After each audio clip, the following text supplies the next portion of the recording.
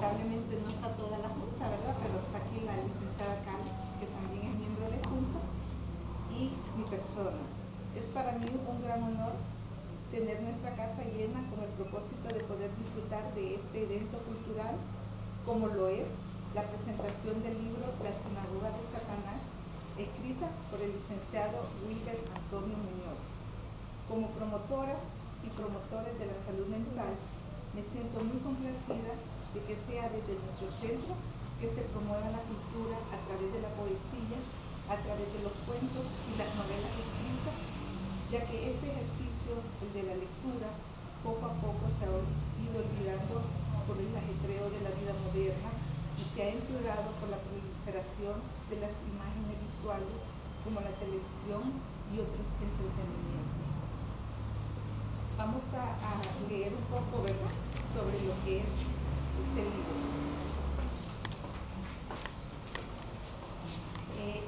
Dice: La Sinagoga de Satanás, que constituye la segunda publicación de Pascual García, que es su nombre artístico.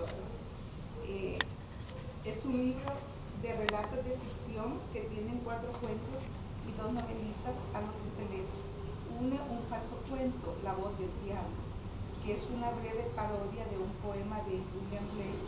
Las narraciones son un reflejo de la realidad descarnada que nos rodea. No importa qué clase social, género o creencia religiosa se tenga. El final de cada cuento nos hace concluir que dicha realidad termina por absorbernos. Cada texto aborda con singular realismo las relaciones límites de nuestra sociedad, sin hacer alusión directa a lugares que podrían resultarnos familiares, pero enmarcados la narración en un espacio físico temporal alterno, tal como lo hace García Márquez.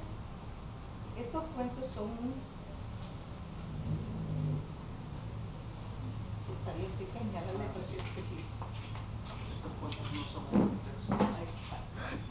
Estos cuentos no son un pretexto para señalar puntos de vista arcaicos y desbordantes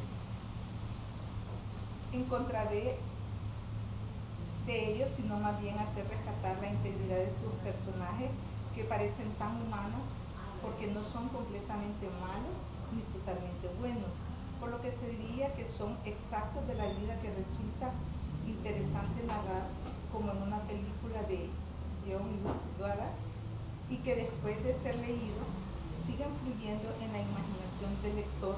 Las temáticas y van desde la infidelidad, pasando por el alcoholismo, la pedofilia, hasta culminar con un secreto asesinato, pero todos ligados a la tradición, mentalidad nacional, que tiene que ver mucho con la religiosidad, la cual, entendida desde la fusión ancestral que hemos hecho de ello tanto en nuestro país como en el resto de Latinoamérica, viene a ser uno de los patrimonios culturales de los que debemos sentirnos orgullosos.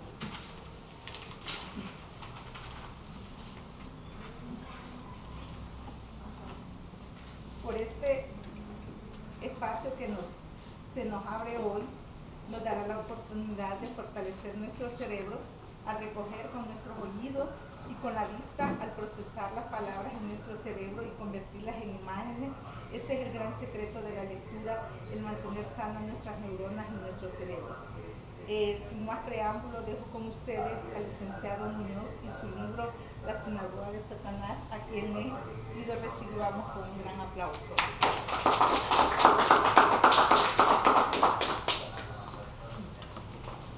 Gracias, licenciada, por tan bonitas palabras. Gracias a todos por estar acá reunidos en esta tarde tan especial, tan fresca, tan rica, ¿verdad? Ya se asemeja a los antiguos octubres, que hoy son noviembre, pero de alguna manera todavía disfrutamos acá en el país.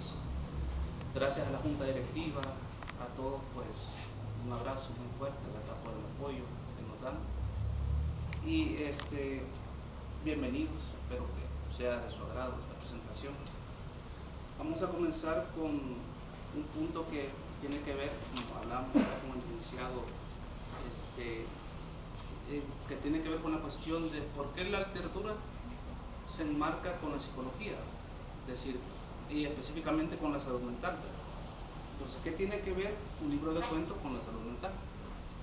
Pues, en primer lugar, podríamos decir, ¿verdad?, que cuando el lector se sumerge en la lectura, entra a mundos imaginarios que lo hacen recrear en su mente personajes, lugares, acciones, situaciones, y entonces el lector a su vez comienza a recrear la obra en su cerebro a tal punto que también está creando en ese momento. ¿Y qué implica eso, verdad? Que le da cierta coherencia a sus pensamientos, a su manera de desenvolverse en la vida. ¿Por qué? Porque todo eso redunda en mayor conocimiento para la persona, en el sentido de decir que todos sabemos que hay dificultades en la vida, y el hecho de desarrollarse las facultades mentales a través de la lectura y del hábito de la lectura nos ayuda a solucionarlas de mejor manera, en el sentido de decir que todos bien sabemos que hay problemas pequeños y grandes, pero a través de la lectura y del hábito que esta proporciona, nosotros tenemos la capacidad de resolver los problemas de mejor manera. Pues por otra parte, y metiéndonos ya en un término más específico, ¿verdad?, sabemos que la lectura, aparte de eso, nos proporciona el ordenamiento de nuestras ideas, nos ayuda a mejorar la memoria, la retentiva y otros aspectos que son propios, ¿verdad?, a tratar de la salud mental. Pero ya si nos metemos en cuanto un poco a la temática del libro, podemos decir que en él podemos encontrar muchas temáticas que nosotros podemos decir, bueno, el personaje está actuando de tal manera o de tal otra, ¿verdad?, es decir, de buena forma o erróneamente. Y en ese sentido nos identificamos de alguna manera, ¿verdad?, y decimos, bueno, está haciendo esto y está malo, ¿verdad?, o por el contrario, lo que está haciendo nos parece. Y ahí es donde nos metemos en la historia y podemos decir, de alguna manera, ¿verdad?, yo estoy haciendo tal cosa. Gracias. Y entonces, cuando nos cuestionamos como personas, ¿verdad?, frente a un personaje de ficción, tenemos la capacidad de decir que si nuestro comportamiento en la vida cotidiana está siendo el adecuado o no. Y entonces, ¿qué mejor manera de concluir que esa es una forma para empezar a tener salud mental? En el sentido de decir, no estoy haciendo las cosas en el momento adecuadamente, o si algún familiar no las está haciendo adecuadamente. Y entonces ahí inicia la búsqueda de la salud mental, ¿verdad? Nos vamos ahora al punto de la tecnología versus el libro, ¿verdad? Hace poco salió la noticia en internet que se han creado las primeras bibliotecas virtuales del mundo, ¿verdad?, en las cuales no existe ningún libro impreso. Y eso implica que usted llega a esas bibliotecas y empieza a querer buscar bibliografía, ¿verdad?, pero solo va a encontrar material didáctico que es digital, ¿verdad?, y ebooks, los famosos ebooks, ¿verdad?, que ahora en internet se descargan los libros y se leen, está ahí, pero no hay ningún libro impreso, ¿verdad? Entonces, esa situación en algún momento nos va a terminar a nosotros de arrastrar, ¿verdad?, porque la tecnología, como es evidente, es una cuestión que va galopante, ¿verdad? Pero podría surgir una pregunta, ¿verdad?, ¿qué va a pasar con los libros impresos entonces ahora? Y de ahí surge una cuestión que he dado en llamar la visión romántica del libro. La visión romántica del libro implica, por ejemplo, podría ser este pequeño libro, ¿verdad?, decir, vaya, es un libro impreso o cualquier otro libro, ¿verdad? Y este libro es como una pequeña, así como se le decía una bibliografía a Alberto Maferrer, que se decía el ala contra el huracán. El ala contra el huracán es decir, una pequeña fuerza de viento contra un huracán complejo, que es algo desmedido, ¿verdad? Entonces, lo que implica es que la visión romántica, pues yo tengo este libro y pues es como una pequeña fuerza en contra de todo lo que se nos viene encima. Pero a pesar de eso, yo puedo creer que me parece adecuado tenerlo en el sentido de valorar lo que nuestros padres, nuestros abuelos y nuestros antepasados utilizaron. Es decir, todas esas generaciones anteriores no se formaron con lo que nos estamos formando ahora, con celulares o por medio del internet, sino que ellos utilizaban este mismo tipo de libros, ¿verdad? Libros impresos. Entonces uno se pone a pensar, ¿verdad? Y ese es en realidad el valor que nosotros heredamos, ¿verdad? A través del ADN que ellos nos dieron, es decir, pues los conocimientos que ellos adquirieron están a través del libro impreso. Entonces la visión romántica es un poco semejante a lo que ocurre con lo de la música, ¿verdad? Porque la música antes venía en acetato, ¿verdad? Tal vez ella o algunos no tuvieron la oportunidad de tener esos discos porque eran enormes, ¿verdad? Y uno sacaba de la funda, uno los limpiaba, ¿verdad? Y uno apreciaba y decía, qué bonito, lo voy a coleccionar. Había un arte, ¿verdad?, en la funda del libro que uno decía, me impacta, ¿verdad?, me parece atractivo. Entonces, esa visión romántica también de la música se ha perdido en cuanto a que ahora está el MP3 o el iPod y van pasando las canciones y pasando. No sabemos a veces ni quién es el que canta, ¿verdad? Pero ahí va, ¿verdad?, con todo. Entonces, ocurre, me imagino que ocurrirá casi lo mismo con los libros, porque yo estaba hablando con una amiga que me dice, mira, me dice, fíjate que de hecho yo tengo mi ebook y yo solo descargo los libros por internet y si en realidad me parece, pues trato de conseguirlo impreso, si no, ahí va quedando, me dice. Entonces, de lo que se trata es un poco con los libros impresos hacer esa memoria, ¿verdad? Yo entre bromas le digo, ¿verdad?, tal vez los libros en un futuro se van a considerar prácticamente reliquias del museo, porque de hecho si vemos ahora lo que ocurre en la Biblioteca Nacional es que uno llega y si uno llega a consultar cualquier libro, pues ve el salón totalmente desolado. Y le pregunto yo a una de las secretarias, no, me dice, aquí solo vienen investigadores o alumnos que mandan de la escuela para hacer algunas investigaciones. Incluso hoy se han dado a la tarea de poner unos receptáculos de libros para que sea más fácil la lectura, ¿verdad? Ya la gente no tiene que ir al fichero y pedirlo y anotar el libro y buscarlo, sino que inmediatamente uno lo agarra y se pone a leer. Digamos, como para hacer más fácil y más expedito el hecho de prestar un libro y leerlo en una biblioteca. Pero ni aún así, es decir, cuesta mucho leer, mucho ver gente que llega a la biblioteca solo por el hecho de ir a leer. Entonces, de ahí surge la idea de esa visión romántica, que es como ir en contra de lo que se está dando en este momento. A partir de aquí sí surge otra idea, ¿verdad?, que se toma como el libro como un amigo en la era de las comunicaciones. En realidad, cuando nosotros obtenemos un libro, como podría ser este, cualquier otro,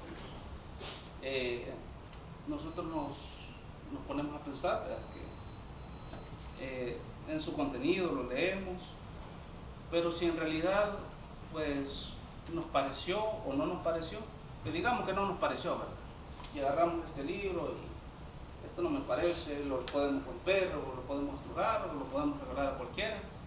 Y bueno, pero ¿qué ocurrió ahí? Ocurrió que se estableció una relación simbiótica entre el lector y el libro. Es decir, se tomó algo físico y se estableció una relación. Y entonces, pero puede ocurrir lo contrario, ¿verdad? Es decir, ¿qué es la generalidad, verdad? Cuando uno agarra un libro, por lo general, si lo ha comprado es porque lo va a leer y le va a sacar el mayor provecho. Entonces uno lo agarra, ¿verdad? Hay quien que lo agarra y lo huele, ¿verdad? Y entonces inmediatamente evoca el árbol que se sacrificó para que ese libro existiera. Y después hasta lo forran y no lo prestan, por eso del dicho, que es un dicho un poco de mal gusto, que dicen que el que presta un libro es tonto, pero es más tonto el que lo devuelve. Entonces, Y bueno, pues se encariña tanto del libro que lo hace su amigo, su cómplice. Y llega un momento en que la persona tal vez lo dejó en un escritorio o en su librería abandonado, y pasa el tiempo y con los años lo vuelve a agarrar y lo ve y le va a decir cosas nuevas, porque ya nosotros ya no vamos a hacer lo mismo cuando eso ocurre. Lo que implica que cuando hacemos eso y descubrimos esa situación es porque hemos encontrado un refugio de complicidad. Ahora lo que tiene que ver con las costumbres religiosas y como el legado inmaterial que nosotros tenemos, uno de los pilares de narrativa de este libro es precisamente eso, ¿verdad? La religión.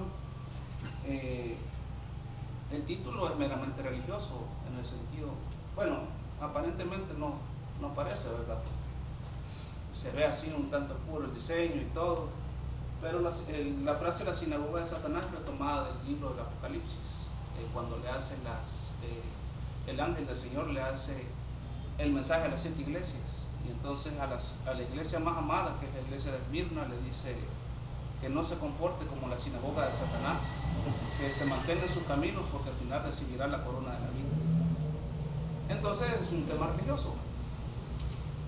Y en cuanto a eso, pues quizás el pilar no solo de este cuento, sino de la mayoría de los cuentos es eminentemente religioso y que tiene que ver con la mitología salvadoreña.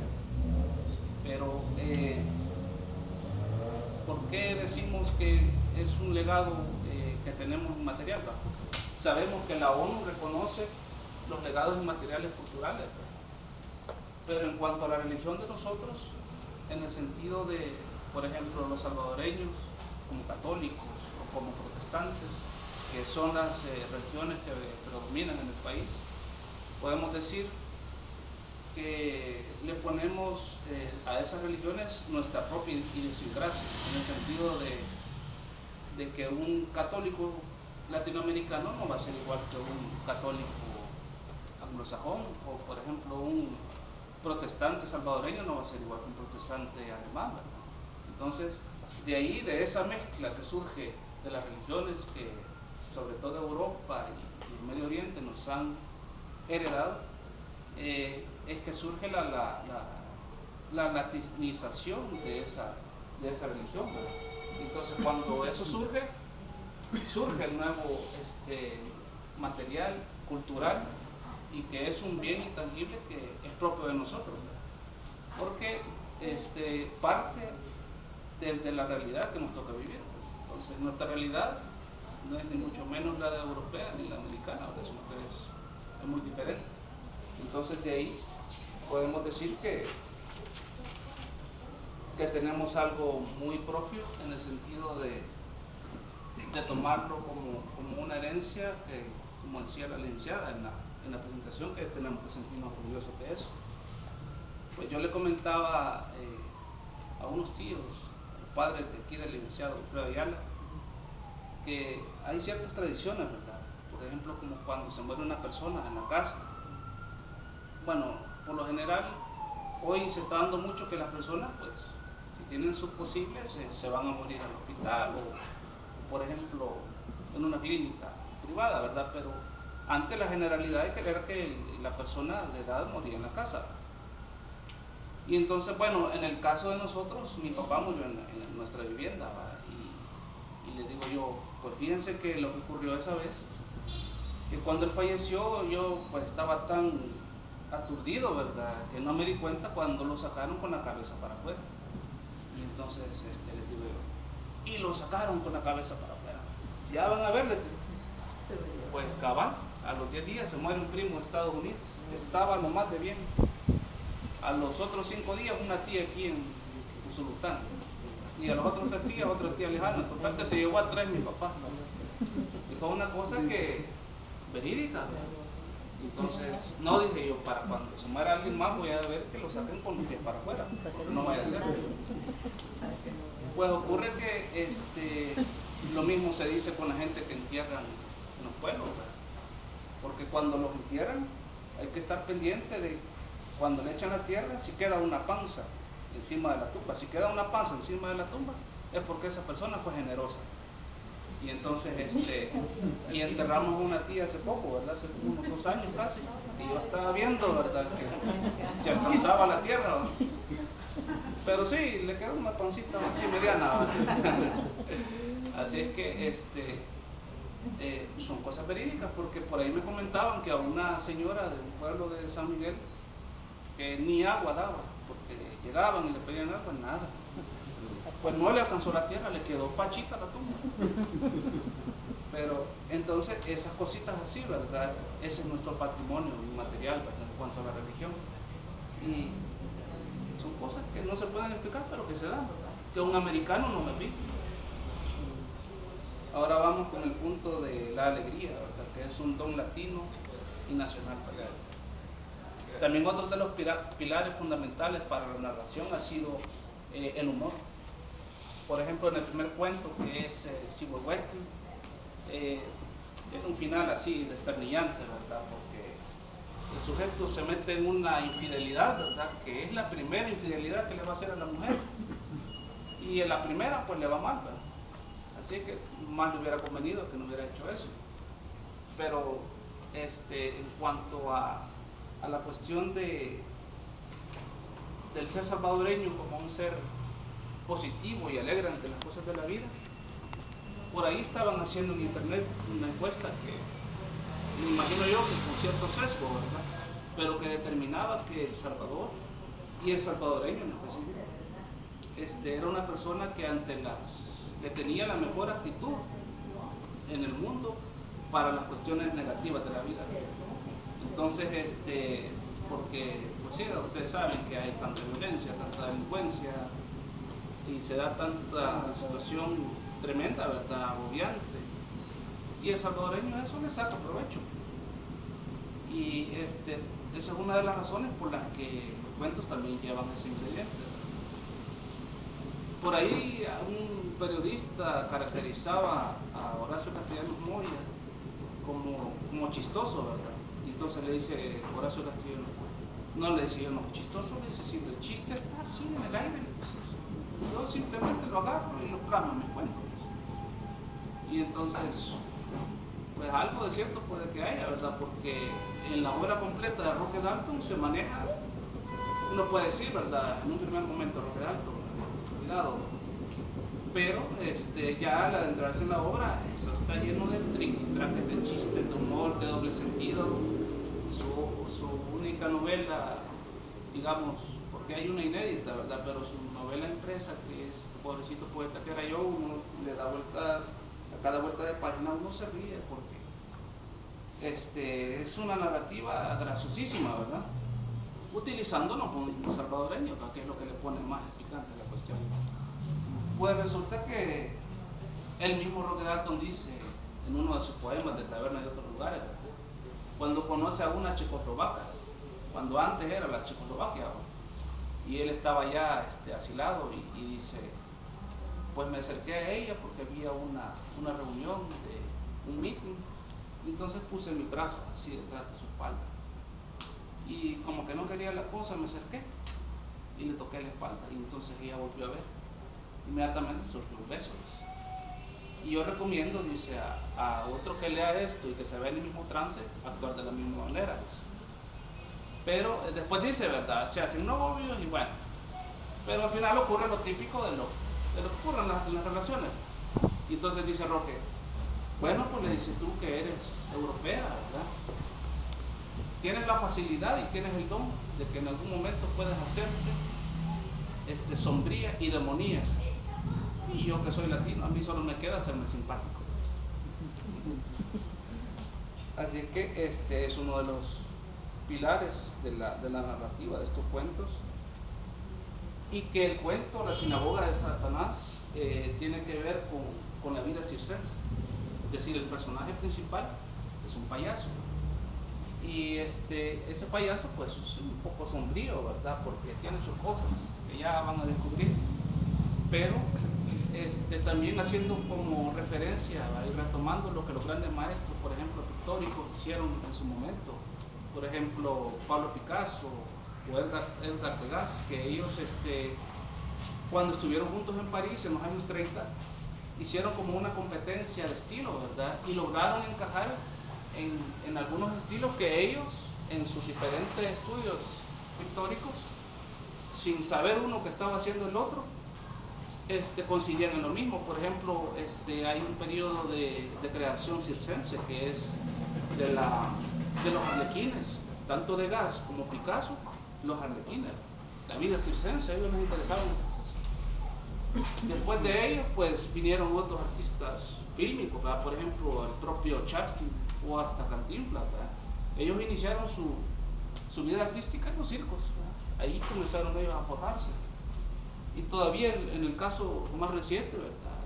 Si ustedes se fijan en las rutinas que se dan en los programas de Chespirito, esas son rutinas meramente circenses. Entonces, retomando esos elementos, pues me llamó mucho la atención recrear no la vida del circo, sino extraer un personaje de ese ámbito, del ámbito circense. Bueno, ahora va el porqué de la portada y un breve desarrollo de la temática de los cuentos. La portada, como pueden observar, si quieren la van pasando para que la vean un poco más en detalle. Está basada en podría parecer a primera vista una estatua, ¿verdad? Un maniquí, pero no, en realidad es un personaje que fue fotografiado en el Zócalo de Zacoalco de México. En realidad al principio no se tenía dispuesto fotografiar a este señor, ¿verdad? Sino que yo había visto en uno de los congresos de payasos que hay sindicatos, varios sindicatos de payasos que hacen sus manifestaciones y salen a hacer sus desfiles, y entonces por televisión había visto un desfile de uno de esos sindicatos, ¿verdad? Y en una carroza llevaban a un payaso un tanto extraño, porque en la carroza habían puesto 2 sillas y el payaso es como una especie es un contorsionista, y había levantado las piernas así en un split, pero exageradísimo, ¿verdad? Y iba con los brazos cruzados y la cabeza así gacha, ¿verdad? Y el aspecto del payaso era un tanto como tétrico. Entonces, no, ese tiene que ser el modelo del libro, porque el payaso del libro también es un poco así, tétrico, ¿verdad? Y entonces, pero por cuestiones de logística y sobre todo económicas, pues no me fue posible contactar a este personaje, ¿verdad? Porque hubiera sido ideal que él hubiera estado acá. Entonces, una amiga que me dijo que había ido a México, precisamente, fíjate que tengo esta foto, ¿no? Si querés. Y me pareció esa, ¿verdad? Porque ella me explicó el contexto. Y entonces dice que este caballero, como tantos otros que hay en la Ciudad de México y en otras ciudades, Acapulco, se van hacia la calle, ¿verdad? Se visten así. Y entonces, al pie, si notan, hay una como calaverita, ¿verdad? En esa calaverita la gente va pasando, ¿verdad? Y se le queda viendo, y si le pareció, pues, le dejan una moneda. Entonces cuando le dejan una moneda, se mueve un tantito. Pasa otro, le deja otra moneda y se mueve otro tantito. Y así pasa todo el día, de 7 de la mañana a 7 de la noche. Entonces, para que ella tomara esa foto, ella tuvo que ubicarse justamente frente de él, como para que él pareciera que estuviera posando con ella. Pero en realidad no, esa es su posición que tenía en ese momento y ella tuvo que ubicarse frente a él. Entonces, me pareció idóneo porque dije yo, ¿verdad? Tiene que ver mucho con la vida circense, porque ahí está representando, dicho sea de paso, ¿verdad? El dios de la muerte, de uno de los dioses de la muerte de México. Y es un artista circense porque primero es un artista de la calle, ¿verdad? Como sabemos, los del circo pues son artistas nómadas, ¿verdad? Y ellos en cualquier parte arman su carpa y hacen su show. Igual ellos, ¿verdad? Se van a cualquier parte, eligen cualquier lugar y empiezan a representar su personaje, ¿verdad? Entonces, de alguna manera tiene que ver con los circenses. Bueno, un poco la reseña de los cuentos. Vamos a comenzar con los primeros 3, que no están agrupados como trilogía, pero vendría siendo como una trilogía plurilingüística, en el sentido de que el primero está escrito, pero solo en cuanto a los títulos, ¿verdad? Porque todos están en español. El título del primero es Cihuehuetl, que tiene dejes Cihuehuetl con dejes primero náhuatl y después náhuatl. Es náhuatl originalmente porque el nahuatipil, como nos consideraban los aztecas de antes, ¿verdad? Que hablábamos como niños los nativos de acá. Entonces, la palabra original es Cihuehuetl, sin L, pero ustedes verán en el libro que lleva la L. Después sigue un cuento que el título es en inglés, que se llama A Friend of Mine, que significa un amigo mío, ¿verdad? Que eso es ya como entrando en lo que se está dando ahora, ¿verdad?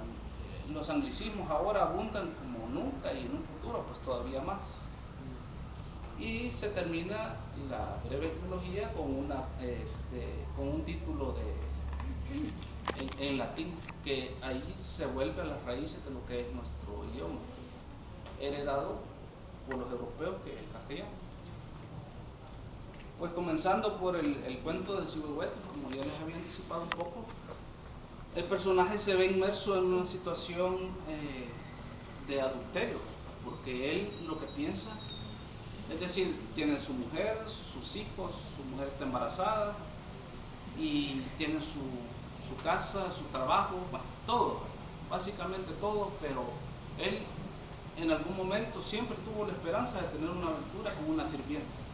Entonces, básicamente acá se aborda el tema del abuso en cuanto a las capas sociales, porque es una cuestión muy europea, en el sentido de que nosotros se nos ha hecho hincapié desde que somos pequeños, ¿verdad? Que esto viene sobre todo de Inglaterra, en las mucamas eróticas inglesas. Entonces, por ahí andan unas casas donde venden lencería, y algunas se pueden vestir de colegialas, otras se pueden vestir de sirvientas. Entonces ya como que la cosa adquiere otro nivel, ¿verdad? Y la gente se excita más, y bueno, entonces de eso trata, ¿verdad? Este señor tiene una fijación en cuanto a eso, porque en la secundaria había un profesor que les hacía burla, ¿verdad? No, decía usted, o sea, lo más que pueden conformarse con tener una esposa que sea de su nivel. Y él decía, pero yo me voy a burlar de este señor, porque en algún momento yo voy a tener una amante que no se va a comparar con la esposa que tiene. Bueno, una cosa así bien absurda, ¿verdad?, que tenía él pensado hacer en un futuro. Pero como y todos los cuentos, ¿verdad?, deben de tener una base aristotélica, porque Aristóteles en la poética nos dice, ¿verdad?, que toda acción tiene una reacción, ¿verdad?, que es lo que se nos dice en la Biblia también, ¿verdad? Entonces, es lo que se utiliza en todos los cuentos, en todas las narraciones, para que tengan sentido.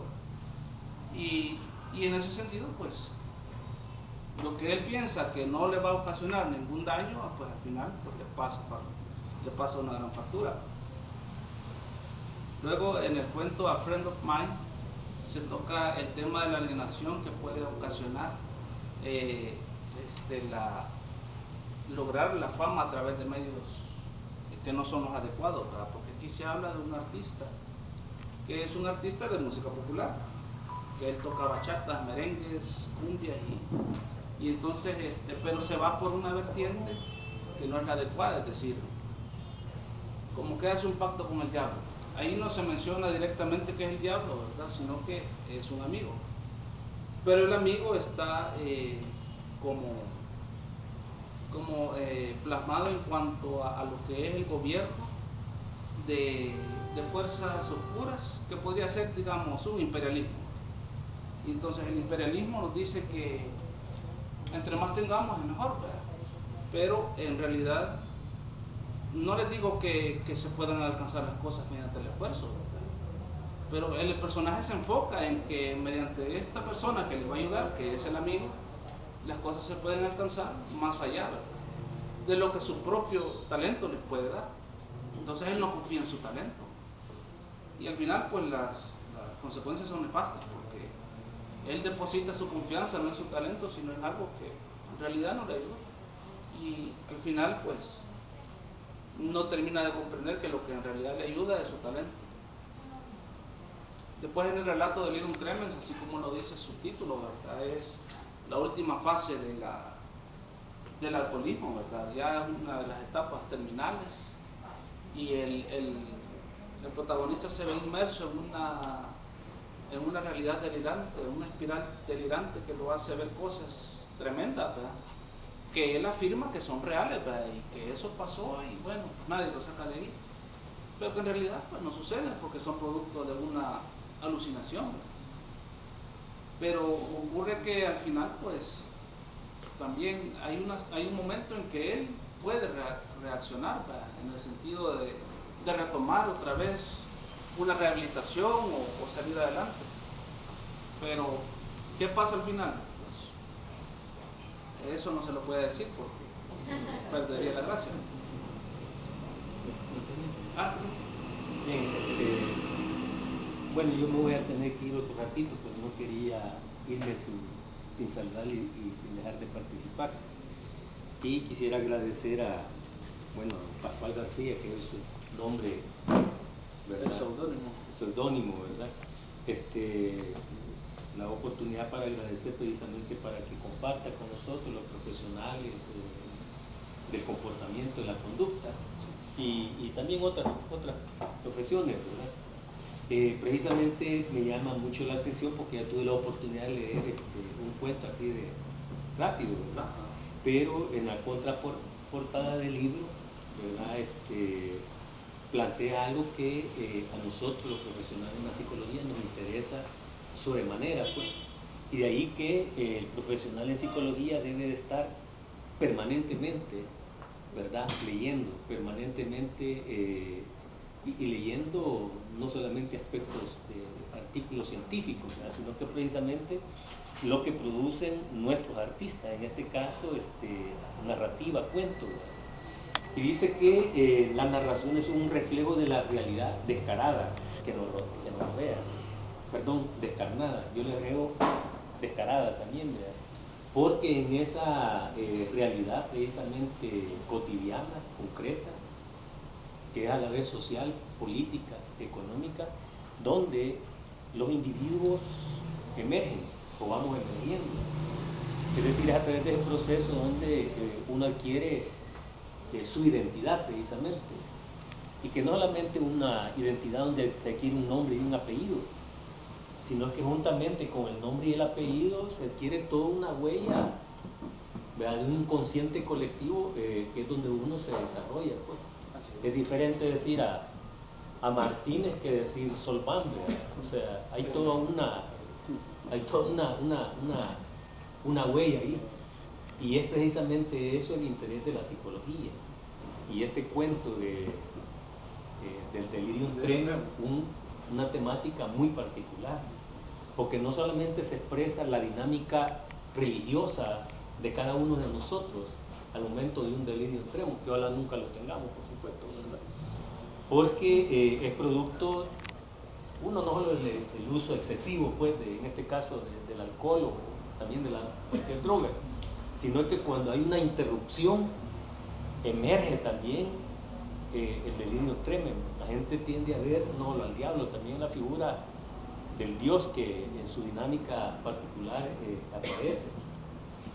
Y eso se diferencia o se parece bastante al sueño, nada más que hay una diferencia, que en el sueño uno está dormido, y sin embargo el delirium tremens es una especie de pesadilla, pero que uno está despierto, pues, ¿verdad? Uno está despierto y provoca, por supuesto, mucho dolor. En esa parte me gusta, aunque voy a adelantar el cuento de que este tipo de personas generalmente se promete que es la última vez, ¿verdad? Pero si no hay un proceso terapéutico donde nosotros intervenimos, es difícil, y a veces con el proceso terapéutico también es difícil. Así es de que yo lo felicito, ¿verdad? Gracias. Y vamos a tener oportunidad, lo que dice la psicología social, ¿verdad?, que estudia la acción humana en cuanto determinada por las circunstancias, pues. Al final, ¿verdad? Nos da la oportunidad de entender de qué es el proceso a través del cual el individuo se vuelve social, pero también eso social lo individualiza. Así es de que muchas gracias por compartir su don. Es una buena oportunidad, vale $5 y creo que vale la pena también hacer el esfuerzo, ¿verdad? Gracias y disculpe por la introducción. Gracias a usted.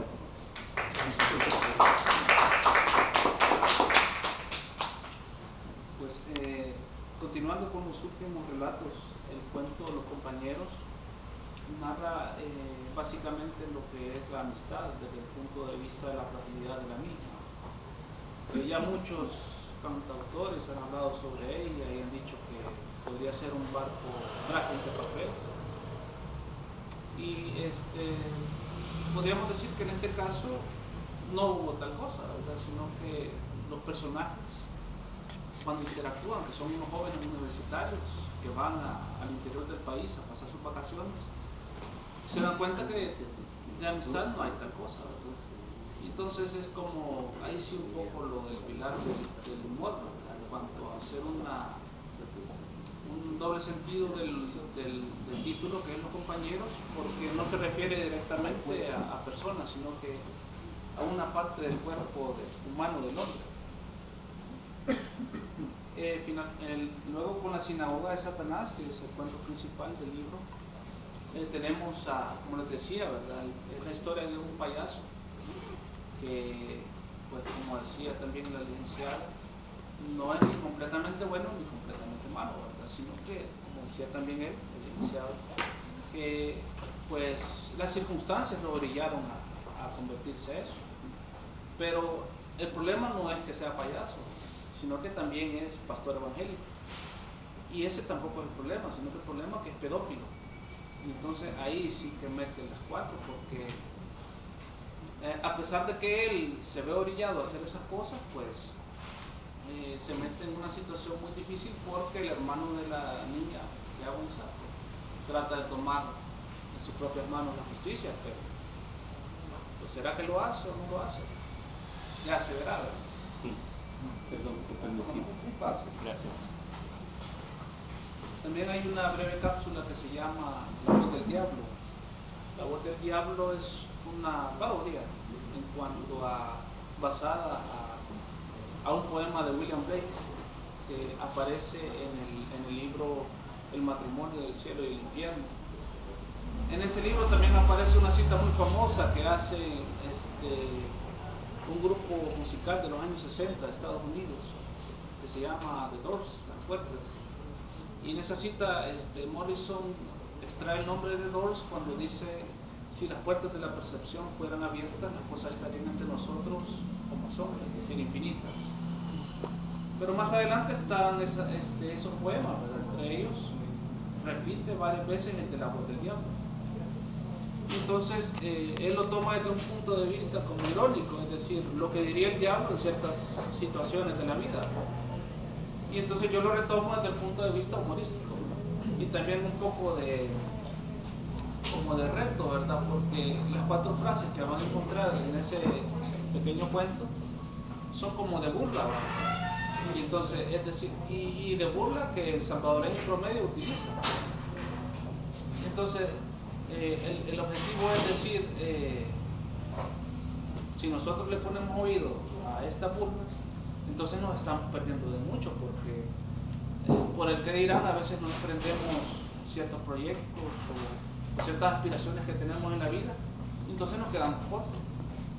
De ahí surge la idea de retomar la voz del diablo, porque el diablo nos dice en determinado momento, si queremos hacer algo, no lo hagas, si vas a fracasar, no te vas a salir mal. Entonces por eso es la voz del diablo.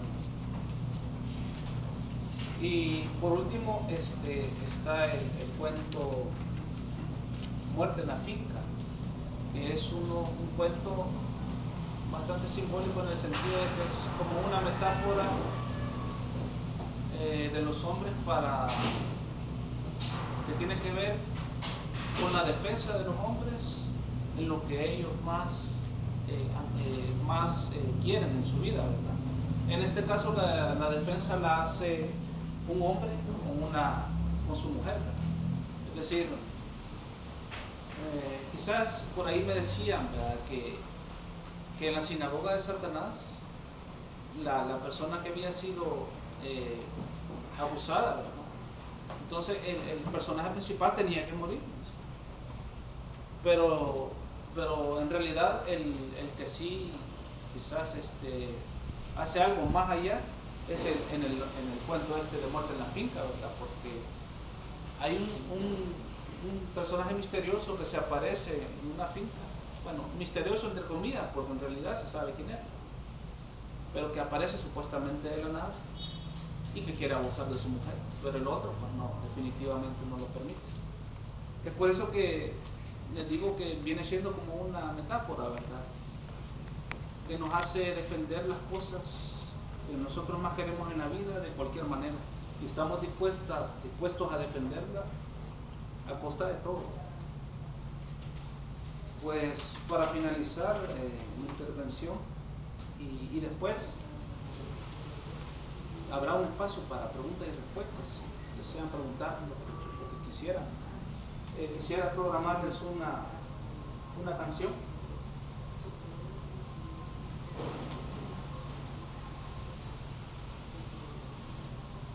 que es como digamos hoy que estamos en fecha navideña, ¿verdad? Entonces vamos a recordar un poco acá los que pasamos de los 30 años, tal vez en algún momento en las navidades de hace como 20 años quizás o 25, ponían a final de año en los canales de televisión, cuando no había ni cable ni internet, caricaturas infantiles, ¿verdad? Y en las caricaturas infantiles ponían unas que me llamaban la atención, que hasta después supe yo que eran de Oscar Wilde. Y entonces entre ellas está una que se llama El gigante egoísta. Entonces esta canción está incluida en ese film de caricatura.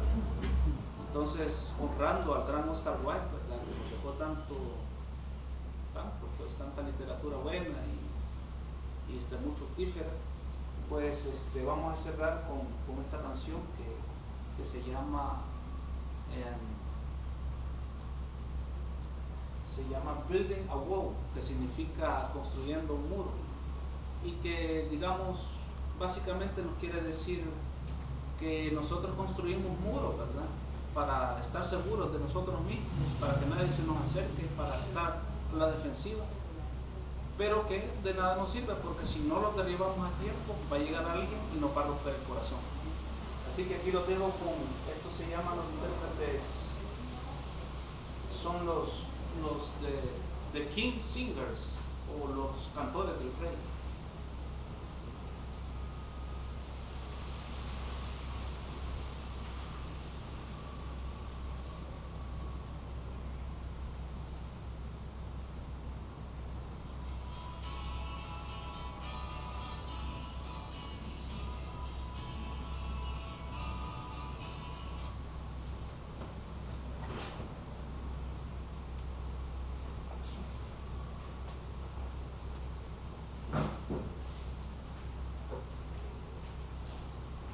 ¿Quieren tomar café? Bueno, si quieren yo voy a creo que no, aquí no.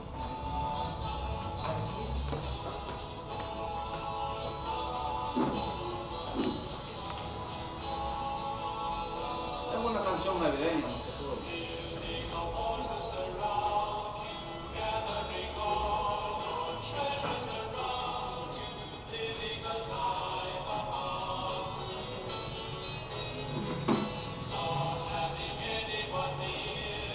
Building a wall and making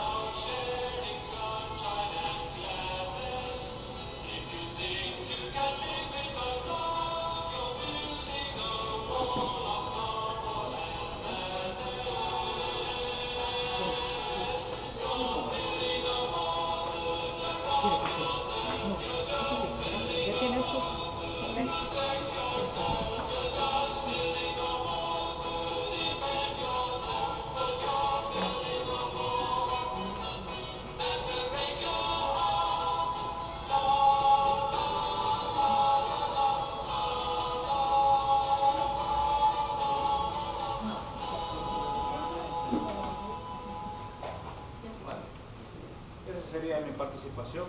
Muchas gracias por su atención. ¿Alguien tiene alguna pregunta para abordar al licenciado ahorita?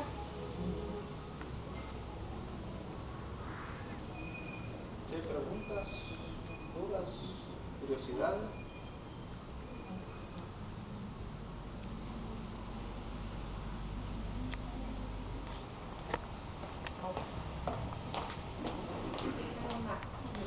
¿Cómo no?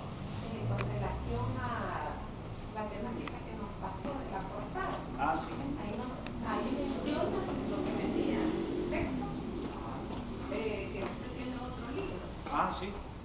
Es Tenía ahí la curiosidad. porque como que mencionaba de que anda En la misma sintonía, sí. Ajá.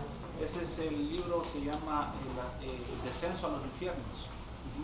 Y que también, aparentemente como ¿verdad? Que tiene un título un tanto chocante, ¿verdad? Porque los términos, ¿verdad?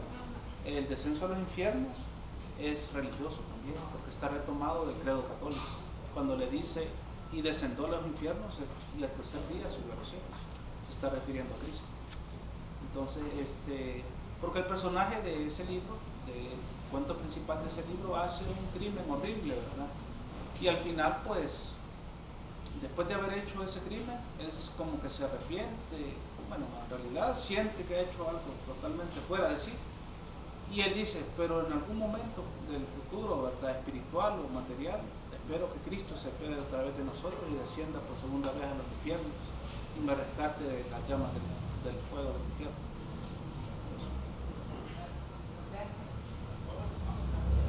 ¿Alguna pregunta? Otra preguntita. El aspecto de la pedofilia, Ajá. ¿cómo lo integra al finalizar obviamente la situación de esta persona? Se integra en el sentido de, fíjese que es buena pregunta, porque el personaje quizás no lo hace como en un abuso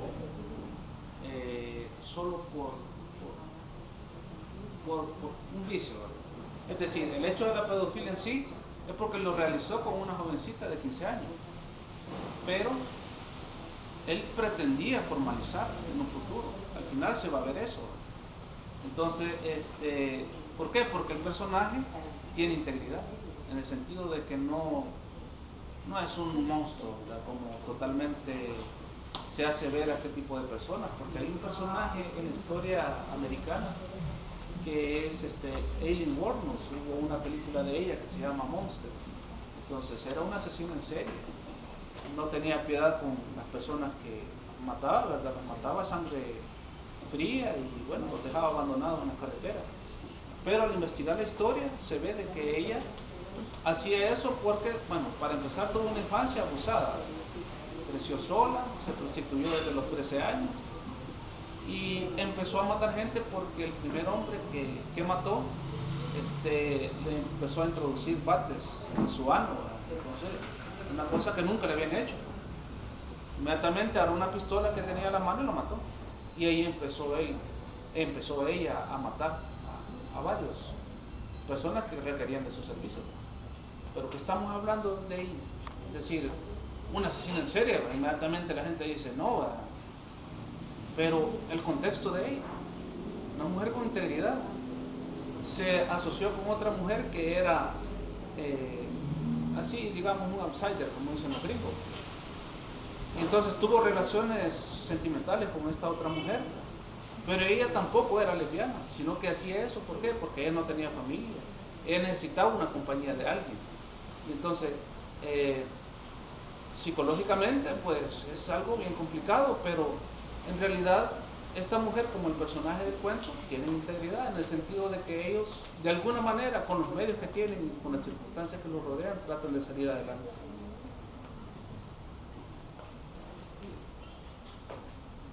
Otra pregunta. ¿Ya nos lleva a hacer alguna pregunta?